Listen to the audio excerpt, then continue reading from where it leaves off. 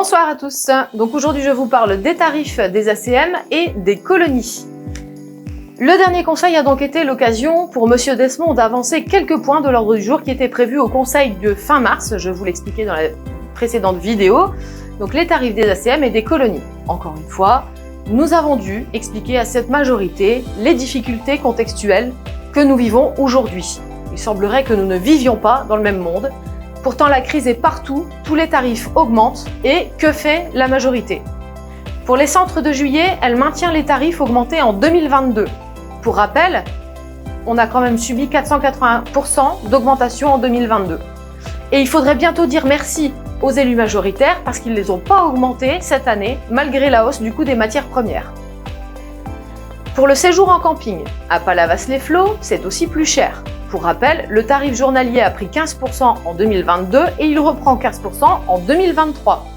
Explication de M. Desmond, c'est un choix politique parce qu'ils ont choisi un 5 étoiles. Franchement, la question se pose de savoir si c'était vraiment le moment de monter en gamme.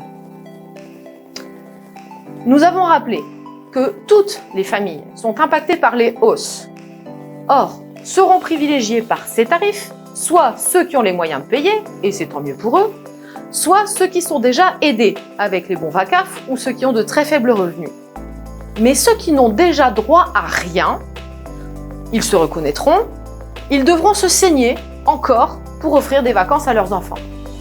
D'ailleurs, le 13h de France Télévisions expliquait il y a quelques jours qu'en moyenne, la hausse des tarifs alimentaires représentera environ 500 € par an pour un foyer.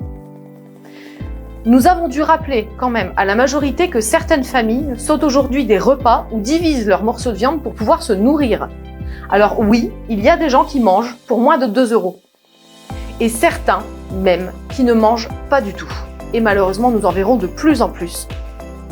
Et bien pourtant, cette majorité est restée sourde à cette réalité. Alors en revanche, la majorité a changé de braquet pour Malbuisson. Dans les tarifs, dans la logique financière de ponctionner les familles avec enfants, les tarifs avaient déjà été augmentés en 2022. Cette année, ils sont revenus un peu en dessous des tarifs de 2021. D'après M. de Gimont, les gens réservent plutôt le camping et délaissent Malbuisson qui ne fait pas le plein l'été. Et ils tentent de nous expliquer que ce n'est pas une question de tarifs parce qu'ils ont mené une étude qui démontre le contraire.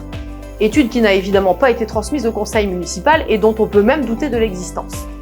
Bref, celle-là, nous l'avons bien votée, même si nous n'avons pas compris les raisons du recul de la majorité.